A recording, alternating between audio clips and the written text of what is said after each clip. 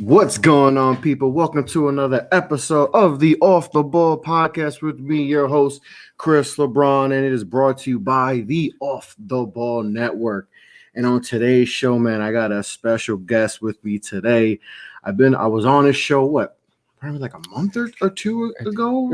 I think it was around Christmas time. Christmas? Like a day or longer. Okay, yeah, around that time. So I was on his show, I had the pleasure of hopping on his pod and talking to him. So turning the favor, got my man, basketball content monster. He's a superstar at this, man. That's my goal is to be him one day as far as making all this content. My man, Noah, what's going on, brother? Not much right now. March Madness. Yeah. Just started tonight. I'm not used to it still. Like I'm so used to it being like the game started at 11 in the morning. Mm-hmm. And I'm still used to being in class, like in high school, trying to find unique ways to hide my phone under desks, under sweatsuits, under textbooks, under backpacks, just all types of stuff. Just trying to find ways to watch things. Like I'm not missing these games. Like I want to be a sports content creator. This stuff's going to help me in my career. This chemistry class isn't. So, been there, bro. I've been there. Look, I'm in these weird classes in college. I'm like, do I really need to know about philosophy when I can just doing stats and all that and learning contracts? I'm like, this stuff really necessary. But I think what you hit on the head, we got basketball. We got March Madness. At this point last year, we were going through, the world was shut down and there was no college basketball. There was no NBA. There was nothing. Mm-hmm. So the fact that we're here and we got college basketball to watch is, to me, it's a blessing. It's definitely a blessing.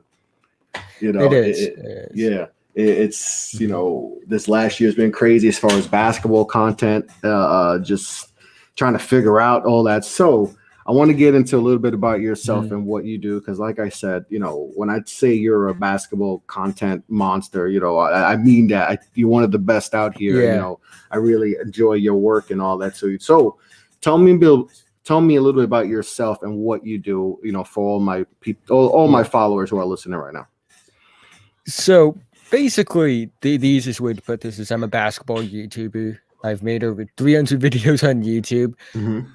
The way I describe my content is basketball film essays, because a lot of my work takes elements from film essays, not only like making references, but just the way I kind of set things up. The way I even write my scripts is very like essay like, thesis, intro, body paragraphs, outro. It's very much like that.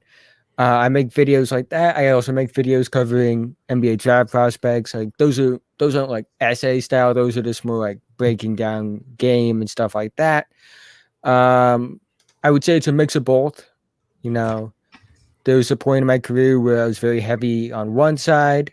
I was very, heavy on another side. And then over time, I just started to realize I can balance both now. Mm-hmm. I have fun doing both. There's definitely fun aspects of both, like the creative process of making basketball film essay style stuff. And then, the aspect of watching tape, making a breakdown, and, finding ways to be unique in describing these prospects. For me, that's also fun as well. Yeah. And like I said, your videos are very descriptive, and like you said, it's like an essay. It's like it's broken down into the beginning, the middle, the end, and it's very informative. So what goes behind? How much film are you watching before? Like, what is the process before you put everything together and then you put it out on YouTube? So for the film, for like the basketball like draft stuff, for me, I try to. I'm not getting to as much draft stuff as I wanted to this year because of stuff taking over, opportunities coming up, school, obviously, college. That takes over time. But usually I try to watch somewhere between 2 to 3. I think if I did it like completely, if it was I was just making draft content, I would try to get to it like 4 or 5 times. not 5, like probably like 5 to 8 games if I was just doing it full time. But because I'm not, I try to get to like 3-4 games of a prospect. Usually I try to get like a couple good games, a couple bad games, and a couple like maybe a game in the middle, just to highlight strengths, weaknesses, things like that. And then, I do that for the video, and then like when I do go, like I'll just watch tape in general, just to like go back and try and inform myself on stuff. You know, sometimes like, and it's just still a complete work in progress for me. I think the fact that I watch less film than other guys do, And you're young too, man. fact, You're young too. Yeah. Like, just trying to find like a balance between that stuff, and because I fun doing both, but you have to learn balance. Like you can't just put all your eggs into one basket if you're doing 2 things, exactly. And just trying to balance that out. Yeah, and you do a good job of that. So when you're breaking down a prospect, and that's there's a lot of everyone has their own ways. So, and I know I've seen it when I've tried to break down a guy. I've tried to like get a couple good, like you said, good games, get the bad games, couple bad games, and then get a game where it's in between. Is that how you do when you break down? And how many games do you do before you feel comfortable, telling people, okay, this is how I feel about this prospect? Well, I never truly feel comfortable. I'll be quite honest with you, just because again, I don't watch as many games as like other guys do. Like I watch like 2 to 4 games of these guys, maybe 5. We're usually like, you should try to watch at least like 8 to 10 games of these guys. I watch way less, which is why I always say like, okay, I'm a basketball content creator. I'm not strictly a draft guy, but I feel comfortable because like not based off the video necessarily to put out. The videos I always say like, okay, there's still stuff I need to work on. I would say I like when I say like, okay, I should make it clarify actually, like when I watch tape, like I watch like 4 games, so I'm strictly watching the guy. Over the course of a year, like just watching games in general, like I probably watch like 10 games, but like only 4 of those games I watch like of a prospect seriously. They're on like on TV and stuff. Like 4 of those games I like seriously just like focusing on them. Other times I'm just like maybe watching another prospect that happens to, and the player happens to be in that game as well. So it's interesting, and I'm still learning. Like this is only like my second year of really doing this. Like I've always like been interested in draft stuff. I've always kind of took notes, things like that. But like this is the second year of me taking it like seriously. So I know I have a lot of room to grow, and I think it just comes with reps and things like that. Just like anything else, it comes to repetition. So let's go back in time. When was that first love for basketball for you? What was that? Was it a game? Was it a player? Was it your parents, teaching you how to, what was that moment for you? So my parents, they've basically, well, my dad's from New Jersey, but my mom's lived in like New England her whole life. And in growing up, you watch all New England sports. You watch the Red Sox, you watch the Patriots, you watch the Bruins, you watch the Celtics, you watch them all. Oddly enough, I grew up a baseball kid. Like I wanted to be a baseball player. I grew up idolizing like David Ortiz and things like that. Basketball came into the equation for me around the time guys like Rudy Gay and Brandon Roy were in college. And I just kind of started big. I was like 4 or 5 years old at the time, and then it just grew from there. I started, and I really started like watching basketball around the time the Celtics were like that big 3 era. But I think I liked basketball the most was, I have ADD, like, and I always need to be moving, and I wouldn't say I need to always be moving, but when I'm playing a sport like that's active, I need to be moving. And baseball, it's a lot of standing around. It's a lot of standing around. And that's when I Especially started if to you're make playing that right switch. field in like little Yeah. league, you'll never get anything hit to you unless there's like that Yeah. one lefty in the whole league that just I'm a happens. lefty too. I'm a Okay. natural lefty, but like, and I can still switch it. Like I can switch it. I can hit from both sides, but like, it just got boring for me. I still like baseball. I still like watching it, but basketball became the sport for me. Even if I didn't play after the fifth grade. Like I didn't play middle. Actually, I did play in middle school. I played in a rec league in middle school. I didn't anything after middle school is open runs, just things like that. Yeah. Rec centers, things like that. Like I never played on a team, never wanted to, because I didn't even know, like, because like I ran track, like, and that took up time, but I've always loved the game because it's so like there's so much you can take away from it. There's something for everyone. There's something for like stats people, the people that like numbers. There's something for like people that like the pure hooper side of it, and there's like even something for people that treat it like an art. Like there's just so much that like you can do. There's so much creativity. I think that's my favorite aspect, like how creative you can be. Like it's like why I love watching guys like LaMelo Ball. It's like he's just such a he's an artist out there. He's just so creative and he knows how to manipulate things. And that's what I love. It's just the creativity. Like it's not a simple sport. Like it's not as simple as No, putting a ball in a basket. There's so much exactly. more else that's going There's on so much both more to ends. basketball, you know? It Yeah. can be simple, but yet Oh, it it can can be be. like There's just like you said, pick and roll, pick there's and roll. there's like I think a lot of people, like you said, it's a simple game to play, right? You just need a It ball, is. you just need yourself, you need a round, anything, even if it's a milk carton, you just Yeah. need something that's a hole that can go in it. But there's just so much more to the game of Yeah. basketball where you have to understand, that's why there's not a lot of true like to be the best of the best in basketball is way harder than Oh, it probably maybe is. just as any other sport. Like it's really hard to be LeBron James. Like it's almost impossible to be that good. Well, It's yeah. crazy how much you need to know. The intricacies of basketball. Like it really truly is an art. Yeah, it truly is because like I always think about like there was this college. I'm not gonna name them because I don't want to swear to them too hard, but they were getting put on like ESPN Plus games, and they were getting killed like 126 to like 55. But I know the kid on the end of that bench of that team that wasn't getting into the game until like the final minute could 21-0 me in a 1v1.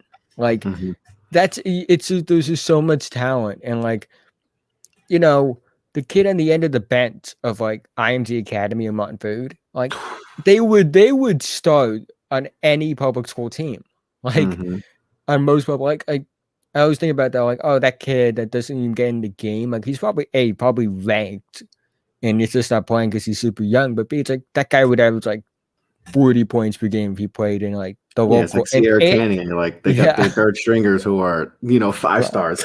It's like Bronny James is like a top 30 player in his class, and he's averaging 4 points per game. And like when you watch him play, I'm like, yeah, that's someone that's top 30 in his class. You can tell based off his talent, but like, like also like, yeah, it's like they're a talented team. Like it's just so much. I think because like I always love it because like I didn't play, but he was because he was my history teacher, and I took a class my senior year with him where he taught sports history. He would tell us like I always show this chart, and it's like the chart of probability of making a D1, D2, D3 for all sports. And he says he has to show it to parents every year. Because not every kid's going to be a pro. No. There's only 60 of them that get drafted a year. And even then, not all 60 of them make it. Only like there's going to be like 5 of them that got left out. Like I knew young I wasn't going pro. Like I knew by the time I was 10, I'm like, no, I'm not going pro.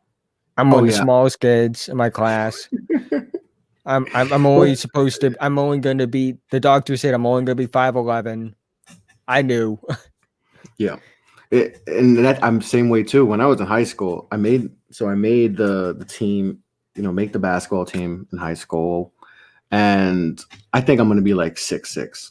Mm-hmm. Like I'm gonna be a monster. I'm like 5'10". I'm like I'm gonna grow. I'm gonna be a monster. And I'm like, all right, I'm gonna get my growth spurt. Never got it. Never got my growth spurt.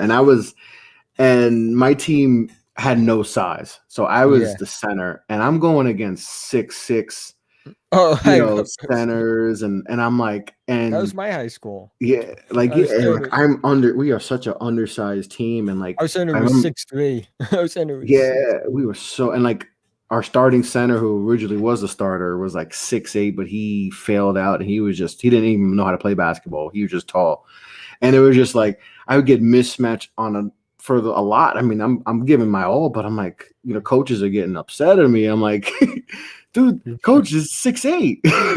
What do you want me to do? Like, and they're like, we need you to get tough, and I'm like, coach, and I'm like, you know what? And that growth spurt never happened, and I knew I was like, but Yeah. like people don't realize, like when you pick a college, like you go to college, and everyone on that team was the dude on their team or the dude in their state. They were the guy. So you're It's like the kids competing that with go a to the bunch of camps. yeah. It's like the camps. Like I love hearing the stories about the camps. I always like watching those like all access stuff to like the elite. That's for football, but like the elite 24, because like the quarterback like being like that big position, and then like they're the man on campus, and then they go to his camp, and with a bunch of guys who are also the man on their campus, and then I think Elite 24 I think is basketball. Elite 11 is the football Elite one, 11 but is like football, yeah. Elite Elite 24. 24 is the basketball one. But it's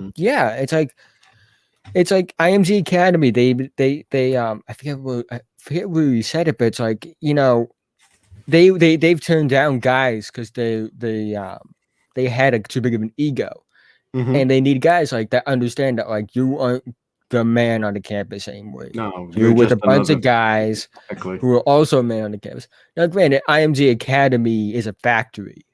Like that's not a school. That's a factory, basically. Oh yeah, that's like a whole different world. I saw the dorm building, and I'm like, is this a hotel? I'm like, It that looks looks like like a luxury the hotel. I'm like, campus is it's like a yeah, top prestige college. It's crazy how like it's better than some elite. colleges. Yeah. I'm like, and it's why those players always are prepared for college. Like, you notice that like they just seem like guys that go to like the Montforts, guys that go to the IMGs, who are the two pristine like names in that prep school lore.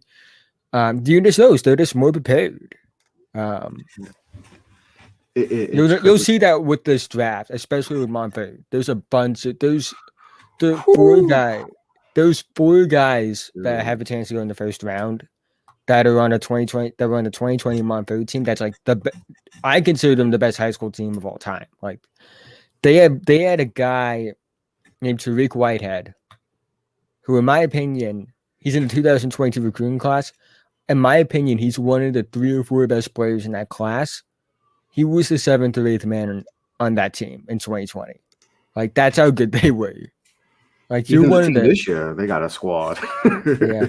They are as dominant, but they're still because they lost to like Sunrise Kristen recently in a major upset. They were a fun team as well, but like that's another factor. They're a factory. Oh yeah, that's big time. And I went to a JUCO, and I remember, I didn't go for sports. I went to get my associate's degree in sports management, and just seeing how many, and it's like just like Last Chance. What was it? Last Chance U. It's the same thing. So I related to that because I saw it, because I saw the kids who were, who went to Georgetown or went to Syracuse or went to St. John's or went to Florida, and now they're in this little camp. There's not even a camp. It wasn't even a campus. It was a 3-floor building, in Times Square, and there's some little classrooms, and I remember talking to the one dude and just like, how do you go from playing at a big time program where, you know, the facilities are A+, and, you know, you got the gym, you know, you got all this access, and then now you're here Yeah. where you don't have that. You have to travel, you know, all the way to the west side to go practice on Chelsea Piers, and, you know, then travel back home, and then go to school and do all that. And there's no luxury, you know. Yeah, you go to city, like when you get out, yeah, there's the bright lights, but where you are right now, it's not. It's just a raggedy ass building. and I'm like, and they're like, yeah, man, and you see, like, let's talking to a bunch of those guys, and it's just like, these guys were 3 stars, and, you know, some 4 stars, and some kids recruited from overseas, and, you know, they had that shot, and then they, you know, now they're gonna in JUCO, and some of them were able to get back to playing at a higher level, D1, you know, or D2, whatever. Yeah. But some don't. A lot don't.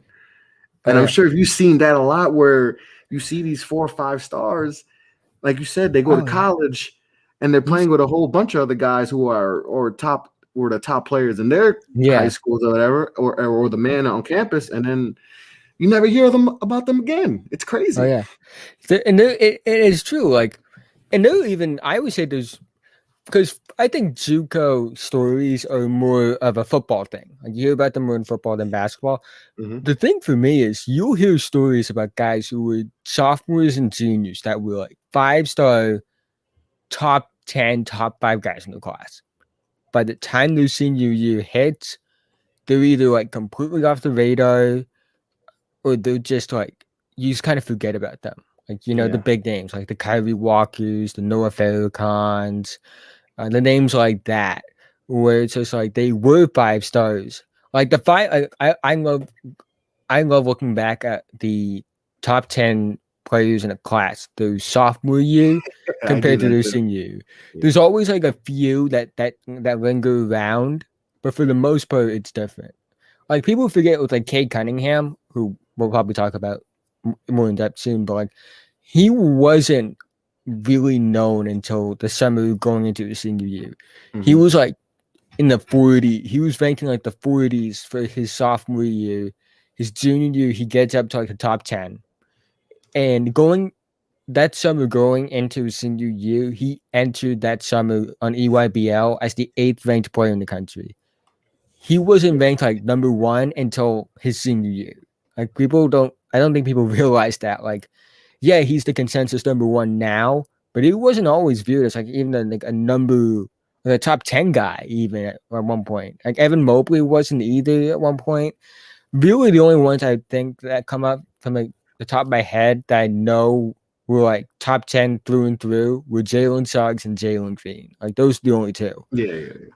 But like, there's movement. Like, Isaiah Todd at one point was the number 1 ranked player in that class. Like, there were a bunch of names that move up and down those rankings, and it's always fun. Like Zion Harmon, who's one of my favorite players, he'll be next year. Next year, he's playing at Western Kentucky.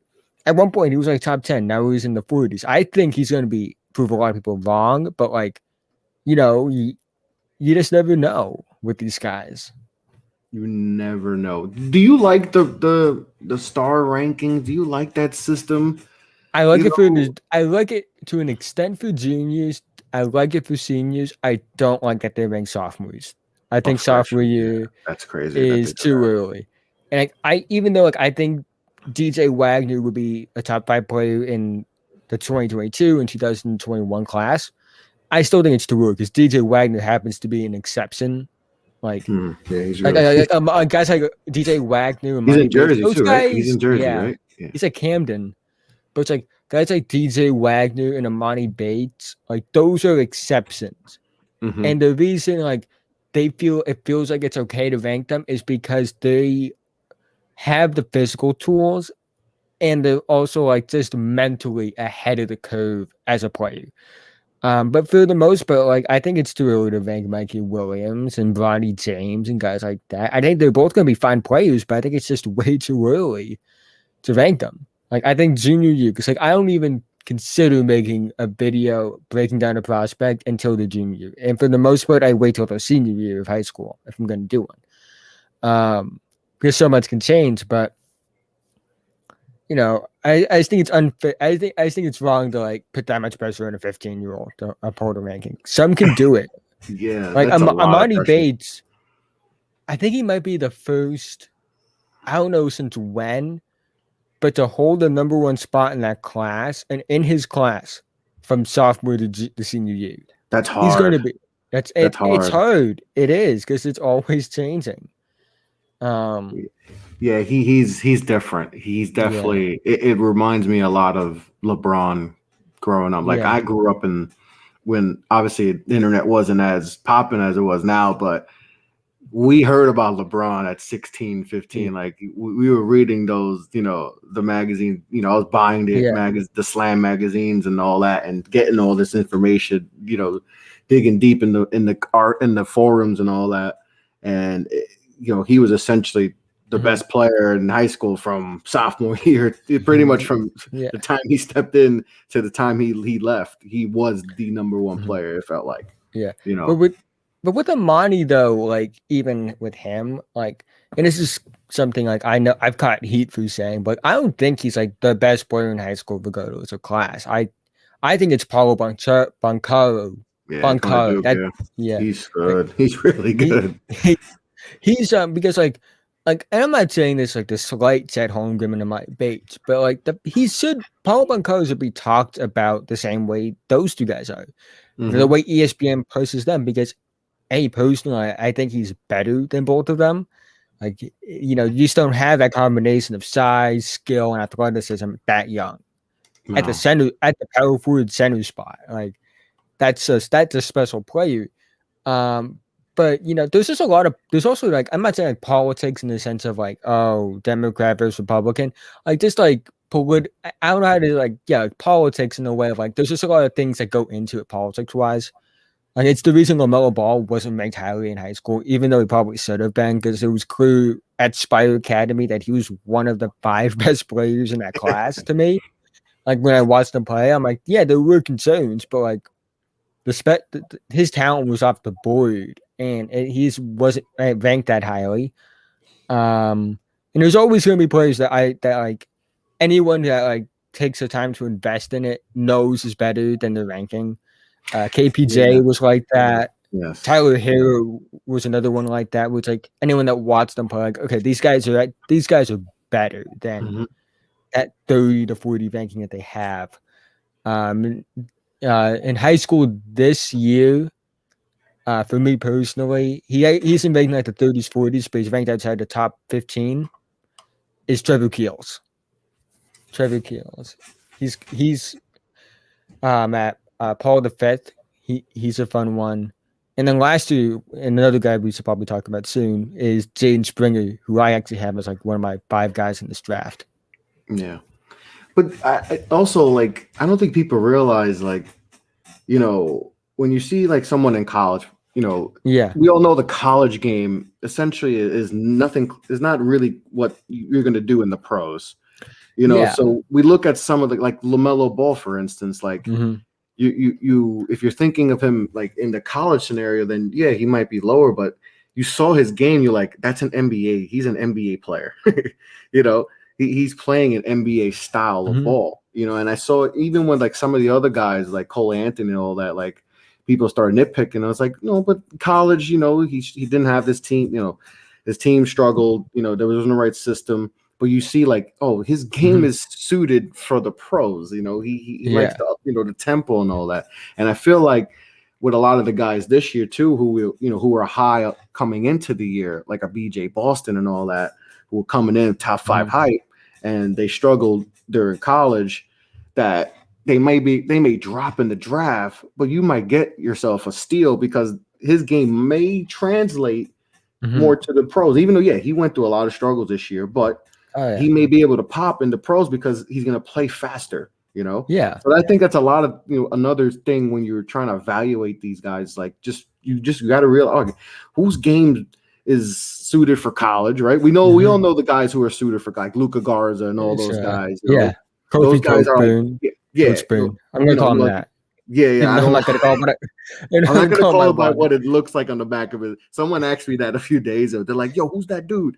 Why is that his name? Is that the way it sounds like?" No, they spell it. No, I think it actually is. I think it is the way it pronounced, sounds, but but people just want to switch it because it's just not a good, you know. So I would call it the way it sounds if I was announcing. I called it all year. Then I think I don't know. I was listening to I guess CBS game, and they were like Kofber, and I was like, that's no, definitely not it. But you know, definitely not you can't say Cockburn's on fire, and it doesn't roll like that. But, you know, and I always avoid trying to say his name a lot. But yeah, but I love he's a fun personality. Yeah, he's such a fun personality. He's a brickhouse too. Like you know, like you kind of know, like at best he's gonna be a backup big in the league. Yeah, but like you kind of like you kind of hope he's gonna be more. Like you kind of just hope because he's just a fun. It's like Anthony Edwards. Like in your mind, you're like, yeah, he's probably like a number 2 on a contender, but I really want him to be a superstar just because of his personality. Like, because if he's a superstar and he gets the limelight like that, that's going to be like, it's box office. It's box office. Both on and off the court. Like that guy's, he's one of my favorite players in the league. Like he's coming on. He's definitely come on of late too. He's definitely finding his groove and like. I'm tired of people just giving up on young guys so quick. Like they're like, "Oh, he wasn't worthy of the number 1 pick." I think, especially nowadays, we give up on these young guys too quick. We don't let these people are talking about Jason Tatum in year 2. Oh no, he's not it. Like, and then boom, he pops in year 3, 4, and he's a perennial all-star now. You know, gotta let guys. Jalen Brown too is another like his own teammate. Like Jalen Brown, I would say this. Even I'm shocked by this. Like what he did last season, I thought that's what his peak would be. Agree. And then I never saw this. Like his shot creating, like he's like I'm tempted to make it's like his jump is like there's no way to describe it because I've never really seen anything like it. Like I've never seen someone improve this much this quickly. Like all of a sudden, he becomes this good of a player. I always knew he was going to be good. I didn't think he was going to be this like all NBA kind of player. Like, but that's what makes the draft so fun for me, though. Like, you just don't know. You don't know what's going to happen.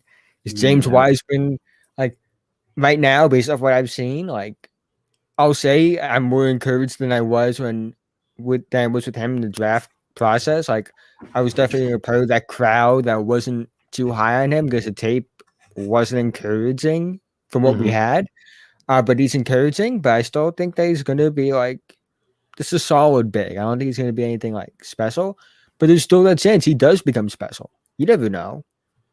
Like, no one saw Steph Curry become Steph Curry. No one saw.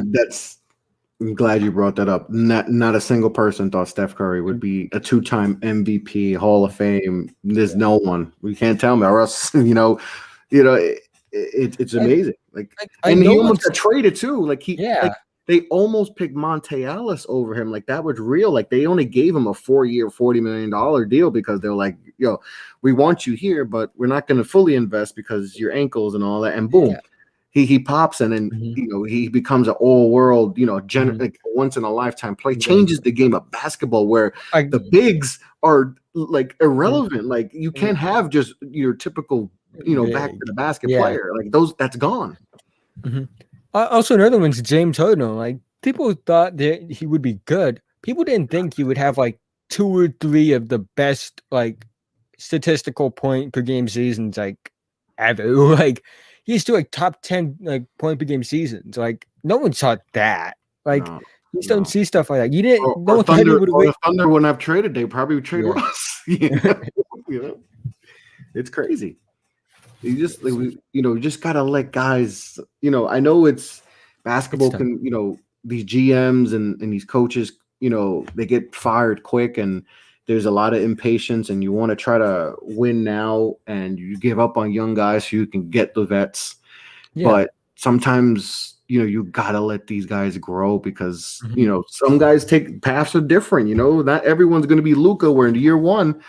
they're 25 a game, 9-9. Yeah. You know, some guys are going to take a few years to develop, but it's just patience. I don't think there's enough patience in the basketball world, and then in the fan world, like we're calling people bust after, even the first few weeks. LaMelo's a bum. Like, oh, they Oh yeah, should have because never he had took up. 0 points in his first game. Yeah, I'm like, 0 game. When he went hey, 0 for it's gonna 10 be from the fine. field. Yeah, and it's like, no, let him play Hoden more. did. Hoden had like 5 points in his NBA debut. Yeah. Like I always talk about this. This is something I always bring up. Like, if you compare the first 10 games of Brandon Jennings, Steph Curry's, and James Harden's careers, it's not what you'd expect, because like Curry was averaging like 7, 4 and 4. Harden was averaging like 5, 2 and 2. Brandon Jennings was averaging like 25, 5 and 5 in those first 10 games. Yeah. Guess which ones ended up being the MVPs? Like, and guess that's which ones another ended up thing. winning scoring titles? Like, things like that. It could turn the other way around too, like you just mentioned, where we crown guys too quick and then they flame out. Like, for instance, like you mentioned, Brandon Jennings, right? They would have crowned him today. Also, yeah, because Tyreek Evans too. Better. Yeah. Yeah, because I always talk about, like, you guys don't understand like, how you guys would have reacted if you saw that game where he dropped 55 on Steph Curry. Like, there would be a whole discourse about the fact that the Warriors passed on Brandon Jennings to take Steph Curry, because like Brandon Jennings was averaging like almost 20 more points per game than Steph Curry was at the time. Like, because Brandon Jennings was that dude in that high school and all that, and he goes he to was like the first like overseas guys. Yeah, he was. Like, he was a one of the pioneer. first. He was a pioneer in that regard. I actually think like if he didn't, like, I think he had like an ACL tear and Achilles tear or something like that. His Achilles messed him up. Yeah. I think he would still be a solid point guard. I don't think he ever would have been like a star like people thought he could be, but I think he would have been solid. He's a fun highlight watch, because like there's always players that are fun. It's like maybe that he's like J.R. Smith in a way, like yeah, a little bit J.R. Smith. Where it's like the tape isn't always fun, but the highlights are, because the highlights only take the good. Yeah, and it's good like in those moments like Monte Ellis, Andrew Wiggins is like that. Yeah, exactly. Stuff like that, where they'll put up points, but it's not going to be efficient. It's not going to be pretty, but the highlights are going to look real fun. But they do. Exactly. They do. Which I always, so there's a reason when I watch tape. It's why it's like I always just don't watch highlights to judge these prospects. You gotta watch tape. No, because then you could fall into like loving a prospect just off the highlights, and it's not really what it is. It's just if you just go offensive highlights, it's like, oh, this guy looks. Of course, they're gonna look good because it's just a pure offensive highlight. We're just gonna show all the good, but then you got to be able to see the bad shots and the turnovers and you got to be able to invest in a few games. You got to, like you said, obviously not everyone's going to be able to watch 8 games or more of all these guys, because it's definitely time consuming. But if you want to really get to know these prospects, you got to watch 2 of each, like you said. 2 bad games, 2 good games, 2 in the middle where they have a good half, a bad half. Yeah. You also can't get a better evaluation. Yeah. You also can't look at stats stuff. It's like this is a prospect that won't be a March Madness, unfortunately. At least I think. I'm not sure. But Zaire Williams, he does not have good stats. No. But the flashes of the shot creation, and the passing, and the defense, like the flashes are there. He just needs to go to a team that could put those flashes together, and he could be something special. Like it's a double-edged sword. Like don't look at stats either. Like Cole Anthony wasn't a fist in college, yeah, but you have to understand, like, because the team around him wasn't good, and battled some injuries. Yeah, he was playing hurt. Like Cam Reddish, like, wasn't playing in an ideal situation. He was kind of pushed to the side a bit. He was also playing hurt. Like, there's just a bunch of guys like that. It's like Cam Reddish, Cole Anthony, Zaire Williams is the guy this year. Patrick Williams didn't have great numbers in college. Look what he's doing in the NBA now. Scotty Barnes, which we should talk about soon as well, because he's going to be he's another one of those guys where like the stats are like underwhelming a little bit, but you're like, you watch it and you're like, okay, like you see it, you definitely see like the pop, like he could be special, So, but you're right though. Like stats can lie because you got guys who just look off stats. Like you mentioned Cole Anthony, and I was big on the Cole Anthony. Like, don't look at his stats. Don't look at his stats because you look at his stats and you be like, oh no, he's not efficient. I don't want him. Especially like, when talking about the Knicks and all that, I was like, he would be a good fit. We could run up and we could run. We can be more up tempo because we need to. We're too slow. He'd be perfect. But like, oh no, he's inefficient. I was like, no, you have to watch. Like, you gotta watch the games, guys. Like he didn't have a great team around him. Like you mentioned, bad on injuries. It's more than just the stats. You got to be able to watch the games and understand why his stats went down, especially towards like the middle until the end of the season. For me, those stats, and this is something big. Oddly enough, like for the first time ever, they are in the tournament. But the stats, you can't just look at stats for if any team you cannot get stats for, it's Kentucky. You cannot look at those guys' stats. Carl Anthony Towns averaged like 10 points per game at Kentucky. Even Anthony Davis was like 13. 13. Like the only guys that like put up numbers at Kentucky were Jamal Murray and Malik Monk. Those are the only two. Like they were putting up 20 a night. Other than that, you don't see it a lot. Bam Adebayo, solid numbers. De'Aaron Fox, solid numbers. Shai Gilgeous-Alexander, just solid numbers. They put up at best solid numbers. Booker they don't put too, up, like Booker, like Booker, no one saw that. Tyler Hero, like Tyler Hero, yeah. But that's the thing too, is like as well, like but that's the thing too, like all these guys popped once they got to the league because that game suited them more than what they did in college with Coach Cal. Coach Cal is not going to let them fully blossom, right? He's not going to let them, let them be free a little bit. They're going to play that system, and and that's it. But when you say you go to the pros, it's more free. You let them do it. Now he's like, whoa. SGA is wow, like he should have been top 5, top 3 pick. Booker should have been number 2. I thought I from the time he was at Brentwood Academy. From that day, I started watching him. I'm like, because he was listed. He's like what 6'5", probably now, but back in high school he was listed at 6'6". And when you see 6'6" point guard and those things, you're like, oh, this is going to be interesting to see. And then I watched him play. I'm like, how is he only ranked in like the mid-30s? He gets to college. He's Quad A Green's backup. Quad A Green goes down with an injury. I think Quad A Green's at like Washington now. And then he just started like, and I'm like, I always like, cause he was top 20 on my board going into that year. Before like anyone, and then like I was hiring this guy before he even committed to Kentucky. He was supposed to go to Florida, like he was supposed to be a Gator, and so going to Kentucky, and then he just started to rise up the boards. Like I thought he should have gone like top 7 is probably in that draft to begin with. I wanted the Knicks to get him. Yeah, they took the wrong Kentucky guy that year. Yeah, we took the wrong Kentucky guy that year. I really wanted this high on Kevin Knox. Like there was some wild take. Like people were talking about him. Like this guy could be like a 25+ point per game scorer, MVP kind of guy because he had an amazing summer league. MVP, you heard that? Oh my goodness, MVP. Yeah. I'll take him playing minutes. He played today. But that's because everyone was hurt. But it's definitely I definitely don't see. I wish he'd get 25 points in a week.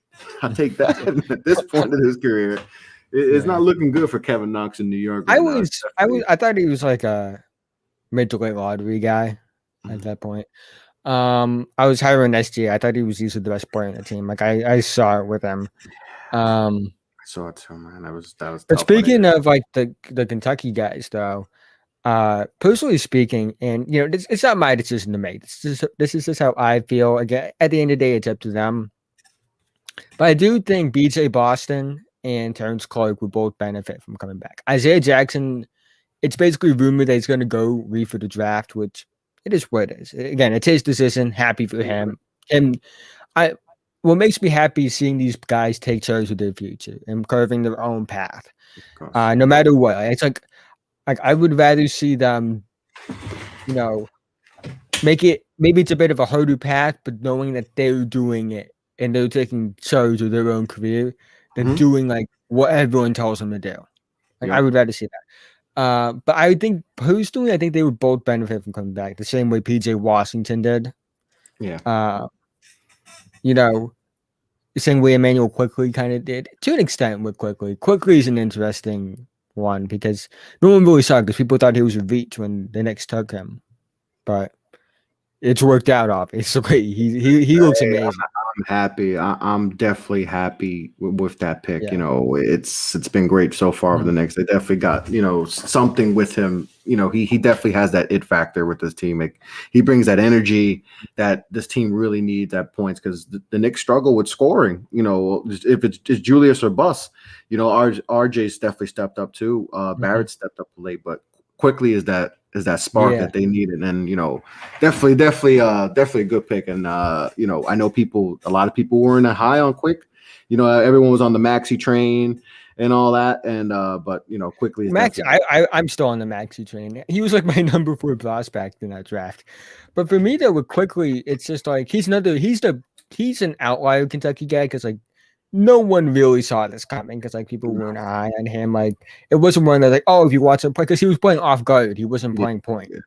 And, like, he's showing more point guard stuff now. But for Clark in Boston, like, when I watched their tape, because, like, there's a limited amount of Clark's tape because of the injury. But, you know, the numbers aren't great. But you see the shiftiness. You see, like, his handle is pretty good. But, you know, he's probably sees another year. He's very emotionally invested for me, which I think is an encouraging sign. He, like, when they were losing, like, you could see, like, he was starting to, like, get angry, get a little emotional. And, like, I would rather see that than the guy just, like, not care. Like, I'll take that over anything.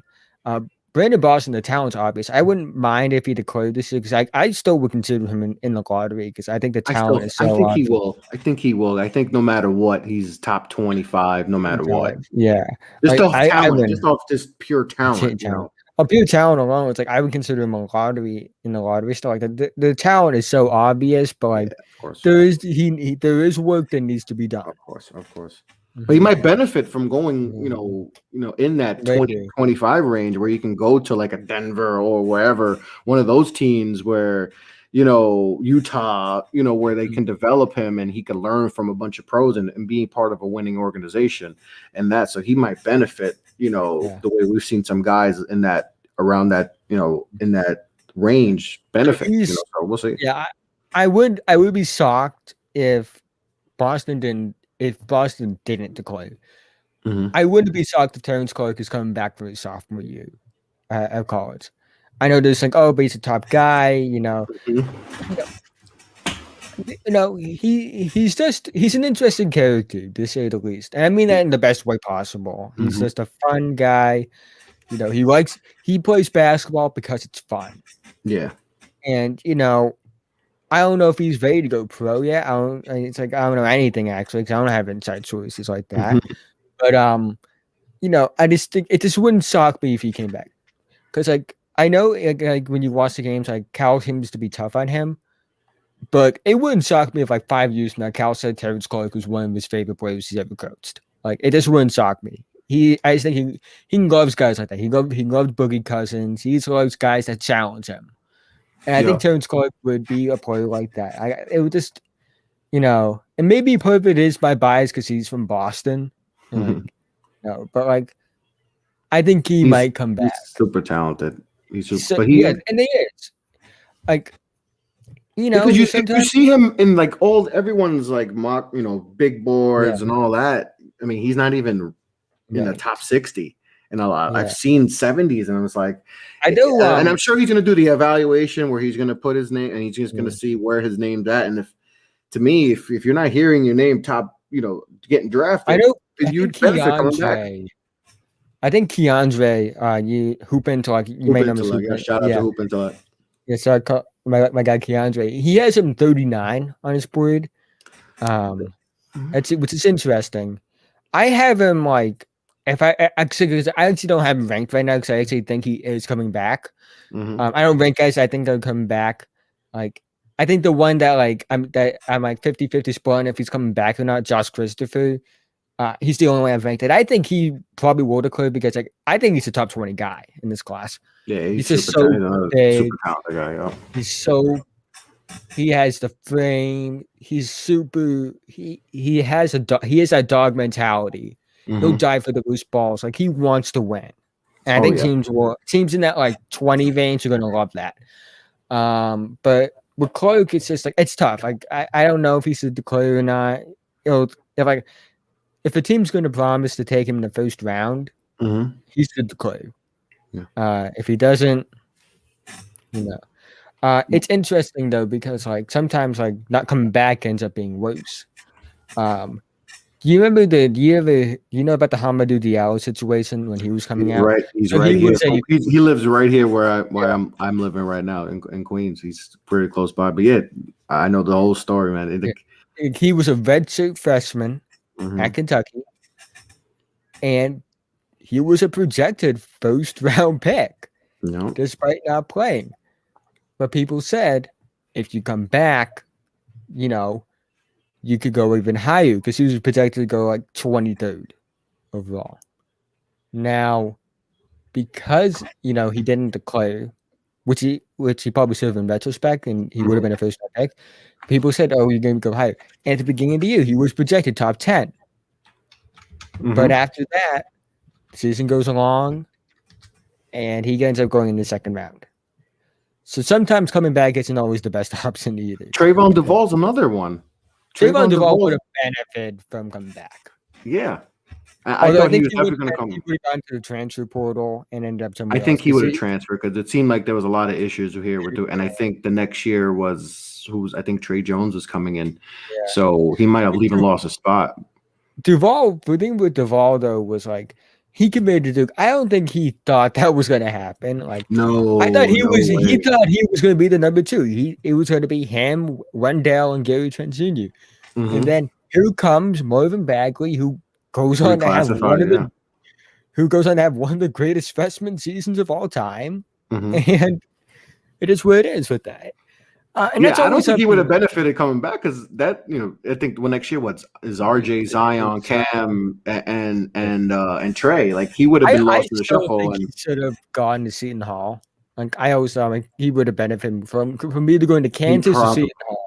He probably would have benefited a lot. He would have got more shine. He would have got more he would have been able to do more. And that's a situation where, and I've talked about this a lot, where picking the blue bloods, it sounds good, but you also got to pick the spot, the fit where the school that best fit for you. Yeah, that's so true. But it's funny because he didn't put up bad numbers. It's like 10, 3, and 6, and I thought he was a French first-round guy. Like, it shocked me that he went undrafted. Yeah. I thought, okay, French first round, definitely second. I didn't. And his name still on definitely at least a second. I think Gary Trent was in that draft, and Gary was in the second round, in the 40s there to Portland. I'm like, oh, Trayvon's definitely going to get drafted in the 50s or something, and he didn't get picked up, and that was shocking. That was really, really shocking. Because talent, just off talent alone, I think he's worthy of getting drafted. Forget about his efficiency and all that, and if he's really a point guard and all that. His talent is worthy of getting drafted and seeing, okay, let's develop him in the second round. See what we can do. Exactly. I'm like, that's definitely draftable. But Trayvon DeVos, people forget he was ranked ahead of Trae Young, he was ranked ahead of Colin Sexton, and Shai Gilgeous-Alexander, which is always interesting. But I do want to actually talk about the mock draft. And that's exactly what I'm going to next, because I want to get into your mock draft. You just came out with your mock draft 3.0, and just to run through it, quick, and then get your analysis over there. All right, so you got Cade going number 1, is not a shocker. Evan Mobley at 2, Jalen Suggs at 3, Barnes at 4, which what we're going to talk as that's people probably like, what? Barnes at 4, but you also, let's put in perspective, he also had the teams. So obviously the fit and all that. So Kuminga at 5, Jalen Green at 6, Moses Moody at 7, Jalen Johnson, then Jaden Springer, Zaire Williams, Cody Kispert, Keon Johnson, Sharif Cooper, Franz Wagner, finishing off the lottery. So let's talk about your mock draft. There needs to be some context. I used a random order. It's up there. Yeah. So I let me pull that up actually, so I can see that because I do have it the docs where I wrote everything down. Yeah, so that's another perspective too. That he did put the random order. I think you used the tankathon, so Yeah. that's what everyone used. So the first two picks doesn't really matter because like those guys in my opinion going 1-2 no matter what. And people for people to understand, Minnesota, Golden State owns Minnesota pick if it's top 3 protected. So in this situation, you have Golden State at 5 because they would own the pick after 3. You've done previous mocks where you had Minnesota at 1 and they would own that pick. So just for context for people listening. Yeah, but Minnesota is like such a lock at number 1 right now that I had to use the randomizer because like I just couldn't do another mock draft with Minnesota with the yeah, of course. Because that would be like my third straight mock draft going back to even last year. Because, switch it up. Yeah, it's always good to switch it up. So the order I had was Houston 1, Sacramento 2, Washington 3, New Orleans 4, Golden State 5 via Minnesota, Detroit 6, Orlando 7, Cleveland 8, OKC 9, Toronto 10, 11 Indiana, 12 Memphis, 13 Chicago, and 14 Golden State, which is the wrong pick. Which would be their pick, their original pick. So you mentioned the Scotty Barnes one. Yes, because that's the one people are probably like, whoa, because listen, for the most part, everyone has been consensus that it's going to be Cade, Mobley, Suggs, Kuminga, Green, and whatever, or especially after 2 it's where it's all over the place as far as where, but that's consensus top 5 guys are those 5. So talk about that. Scotty Barnes is not in my consensus like top 5. Actually, I'm reworking my board right now, so I don't even know like where guys are outside of Cade and Mobley. Those are 1, 2. That's the only 2 on my board I know. Locks, right? On my working for my board again. But the reason I had Barnes going for was no matter who New Orleans was going to pick, it was going to overlap. Take a guard, well, it's going to overlap with Lonzo, although there are some things going on. Yeah, but I don't know much. Like that's just LeVar talking, in my opinion. He doesn't really matter.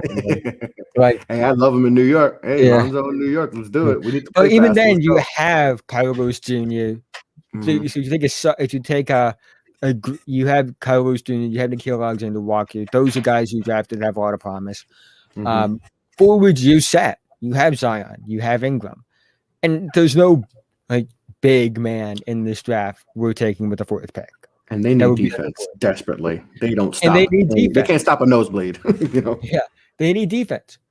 They get, in my opinion, the best, like one of the best, if not the best defender in this class, in my opinion, Scotty Barnes. He's a very solid defender, can defend multiple positions, but the most important factor is he has the motor.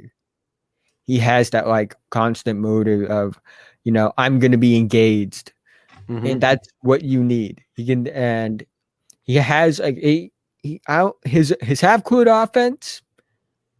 It's suspect, I will say, but he's a pretty good passer for a wing. Has a pretty high IQ as a passer. And I think for New Orleans, you can't really because no matter who you pick, it's going to overlap or it's going to be a reach. Just take a guy that fits what you need the most. What you need the most is defense. Scotty Barnes can be that guy. And the way I think about it is, but a guy that's like defense in the impact doesn't show up in the box score. Like you can't take a guy that high. You ask the Celtics, would they still take Marcus Smart with the 6th pick? They do it 10 times out of 10. I think that, when you're a team like New Orleans, you just need to take that. And I think that it could work. I know it seems a bit high, but like, I feel like taking a Jalen Green is kind of redundant when you have Brandon Ingram. I think taking a Jonathan Kuminga would be redundant because you have like Zion, who's kind of that small forward, power forward type. Taking guys like that, like taking Jaden Springer would be redundant. Like this is like because like there's like you don't need a guard really because they have like a bunch of options for guards. I just think that getting the need right now, which is defense, was the big thing. Like you and know, like I said, they're one of the worst defensive teams in the and league. Like, they don't need more offense. Like they're one of the best offensive teams in the yeah. league. I think in the month of February, if I could be wrong on exactly, but they were number one in offense in February, but also the 30th ranked defense in February, if I'm correct. It was some Yeah. crazy stat like that, and that just shows there's so many games. I mean, they just lost a game recently where it was like 135 to like 130. Like if you put up a buck 30, you should win, but they're not making stops. Mhm. And Yeah. it's having an Scotty Barnes. I mean, that can elevate them to where, because I was high on them this year. I really liked this team going into this year. I thought that, having Lonzo and like you said, Zion, get another year under the belt. Brandon Ingram's an all-star. They just added Steven Adams, Nickeil Alexander-Walker. I'm like, he's gonna, like, they just had everything, and it just hasn't worked this year because they don't play defense. They don't. And again, the only big man we're taking in the top 5 is Evan Mobley. Yeah, he's not going to be on the board by the 4th pick. No, I would be shocked if he was. Like, because if you're looking at big man, assuming Mobley's gone, you're looking at like Alperen Sugan. I hope I'm saying that correctly. Like he's an overseas guy. You're looking at Day'Ron Sharpe, and then like it's a drop off after that. Yeah, there's definitely not. It's not the best big man because like it's funny because like you have like a borderline generational kind of big man in Evan Mobley that just kind of just out of this world skill set and intangible wise. But other than that, it's just kind of a follow up after that. Another pick that I think some people might be interested in is a Jalen Johnson one because he's probably going to be the most polarizing player in this draft. Oh yeah, you're gonna have to answer a lot of questions for sure in those pre-draft. I still think so. Going into you, who's my number 3 prospect? Because he could pass, he could defend. Mm-hmm. He was a good passing. He could play, make, do stuff like that. The only problem was the shooting, but the form looked promising enough. Mm-hmm. And I still think talent-wise, he's too hard for me to like pass up on. Yeah. Like outside of like the lottery, maybe even top 10 for me personally. I think the talent's still there. Yeah, but I know that I'm not in the front office and I don't have inside information. There were some, rumors in high school. I don't know the validity of them, so I'm not going to speak on them. Mm-hmm. I've heard them. Stuff like, I've heard the rumors. I don't know the validity of them, but I know the NBA teams do probably know the validity of them because they have those choices. And, I think how far he falls, because he's going to fall. He's going to fall probably. There's a chance he goes high, I still believe. I think there's going to be a chance the team takes a risk on him. I also think there's a chance that, he falls further than expected because of those injuries, those concerns, we'll say. Because he's going to have to be prepared to deal with all the questions. That's going to be question number 1. Everything that happened, like you mentioned, in high school, and then the Duke situation. Why? Because people are going to be like, people just don't leave Coach K. Like, even though yes, it's a COVID year and it's a tough year. Why did you leave them when they had maybe one of their worst years in a quarter century? Why? I'll give him that. Like, he was injured, so you have to add that as a factor. Yes. And they will also have to answer those questions. But I think the fact that Coach K is supported his decision, like at least publicly supported it. Yeah, I'm sure he didn't say he was like at least from I remember he didn't say, "Oh, I'm just like we wish we could have made it work this and that." He's like he was smart. Like, no, I'm sure he really was upset, but he's not going to just kill his stock or whatever. Like, I think the fact that there are even guys in college media that are backing him up, like Jay Billis went on a whole rant defending him. Yeah, like things like people like John Beilein was saying, like which I think what John Beilein said about him was wrong, especially about a 19-year-old. Oh, John Beilein says a lot of wrong things. Reason why he's I hope they lose, and I hope they lose in the tournament. I'm pretty sure Syracuse is in the tournament. Yeah. No, it's funny because like John Beilein says these things and then probably wonders why he lost to Jim Johnson. Boeheim you're talking about. Boeheim. Beilein is the former Michigan coach. No, Boeheim. Boeheim, Boeheim. Yeah, what Boeheim said was over the board. You know, that was over the top. Yeah, he did too much. Boeheim lost. I think Boeheim's just kind of mad that he lost to Johnson at this point. He's still sour over. He's so sour over Baisley. Darius Baisley, he lost. Like he's still sour over that. It's funny. I'm pretty sure. I'm like 95% sure that he hasn't gotten like a 5-star recruit since the George Bush administration, or something like that. Like he hasn't and he was gonna get that with Drew Johnson, who's like a top 3 guy in that class, but you miss out on him. You know, say stupid things that happens.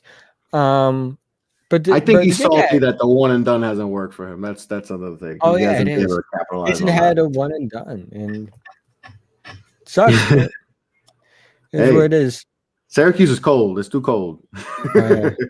It's too cold there. But yeah, it's gonna be interesting to see with Jalen Johnson his process because I know a lot of people were high on him like top 6, coming into the year, and he still has that talent. That talent's not gone, but he's going to have to answer a lot. He's going to have to be prepared to be bombarded with a bunch of questions about why'd you leave Duke? Why'd you leave them?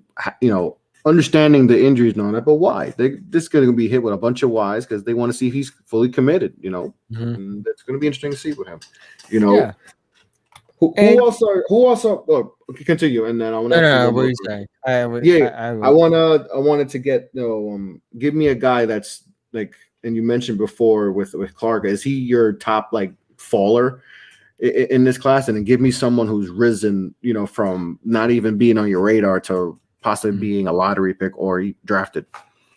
So my faller actually isn't Clark because like I started nervous because he's coming back or not. I don't think it's fair because of the injuries. The faller for me, it's kind of obvious. It's BJ Boston. Like that's my faller. Yeah.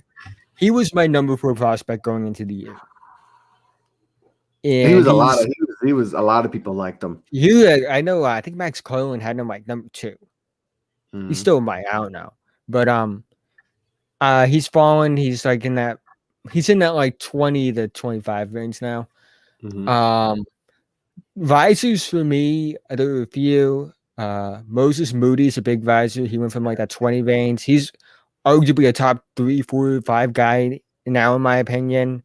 He's gonna prove a lot of people. Franz Wagner is a big riser. He went from like that 2nd round. He was in the 2nd round to start the year for me. He's number 10 on my board right now. He's going to show a lot of people. He's so good. Josh Giddey. I didn't even know who Josh Giddey was. The kid from Australia? He's not in the tournament really, but like he's rose up the board. Bones Highland. I love that guy. I think he's gonna have a killer tournament. I think he's gonna have a monster tournament. He's so fun to watch. There's a couple guys like that.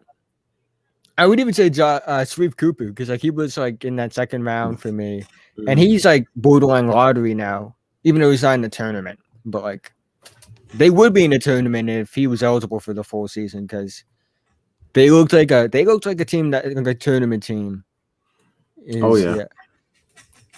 Bone Pound is a bucket for sure. Yeah, that's another. Yeah, there's definitely a lot of guys who we thought, like you mentioned, BJ Boston. I mean, it's talent still there, but the drop, from being possibly in that top 5, where people mentioning him, like you said, some guys had him 2, to now being, maybe at end of the 1st round. It's crazy. Yeah, and then there's also been mainstays. There's been a lot of mainstays, like. I would say like, the Cade Cunninghams, the Jalen Greens, the Jonathan Kumingas, the Evan Mobleys, who actually was kind of a riser. He went from like 9 to 2 to like a lock for 2 for me. I just had questions about his motor coming out of high school. The Zaire Williams, who a lot of people will still remain high on despite that. Interestingly enough, I kind of he's not a supervisor, but kind of a riser for a lot of people. Because I was always high on him, but like not a lot of people were. Was Jaden Springer. Like he was like that 15, 16. I was always like top 10. I always thought he was top 10 for me. The Kentucky, not the Kentucky. I'm so used to like seeing Kentucky in the tournament. That like in seeing the freshmen beat the draft guys. So it's just like it's weird saying Kentucky and Duke are not in the tournament, and they don't have guys. They don't even have like guys who are probably gonna get like drafted high. Yeah. But like maybe Jalen Johnson. But other than that, it's just like no one else. But the Tennessee freshmen do Keon Johnson and Jaden Springer. That's going to be fun because those two, they're probably the two best players in that team, and they just don't. They just don't really try to fit them into the offense, which is annoying. Evan Mobley's going to be another one that people are going to notice because like he's awesome. He's easily the second best guy in this draft. Like one of the best big man prospects of the last decade. He does everything. His teammates don't pass him the ball. Like, and it's just, I don't know. Like the fact that he was able to win Conference Player of the Year, despite the fact that he was all but set out of the offense, is impressive to me. I think the biggest star, as far as the draft guys, it's going to be Cade. We all know it's going to be Cade. Cade's going to be the star of March Madness if his teammate goes far. Whereas I think it's possible. Oh, yeah. The dream scenarios we get a final of USC versus Oklahoma State somehow. Like that would be a whole lot of fun. I wouldn't put it past the NCAA to try and rig it so that would happen. But I think, of course, we all know Gonzaga's the favorite, and they have two guys that I think could go in the lottery. I think Gonzaga's gonna have. And I have them, I think, going against Texas in, I think, the Final Four of the Elite Eight. I still see them losing. Texas's size, I think, is what can give Gonzaga some trouble. I think, and just like with Courtney Ramey, they got experience. Well, Kai Jones, they got a bunch of guys that I think the size of. Texas is one of those teams that got a bunch of guys that can go pro too. Like they got some pros too. They got Greg Brown. Greg Brown's definitely a project, but like he has a lot of upside. Some team is gonna fall in love with Greg Brown because they're gonna look at that raw athleticism and like, oh my god, he could be special. Let's get him in our. Someone's gonna fall in love with him and take him higher than you. Have you seen his assist to turnover ratio? It's one of the funniest things. It's like 5 to 40. It's one of the most hilarious things I've ever seen. Yeah, you think you might have posted that. Someone posted. I think now I remember someone posting that. Like it's crazy. But at one point it was like he had like 0 assists on like 30 turnovers. It was like one of the funniest things I've seen. But he said they have a bunch of like Kai Jones is like a draft Twitter favorite right now. Yeah. A lot of like draft Twitter's higher than him than like everyone else. It's weird because like last year, like James Wiseman was the guy that draft Twitter wasn't very high on compared to like mainstream media.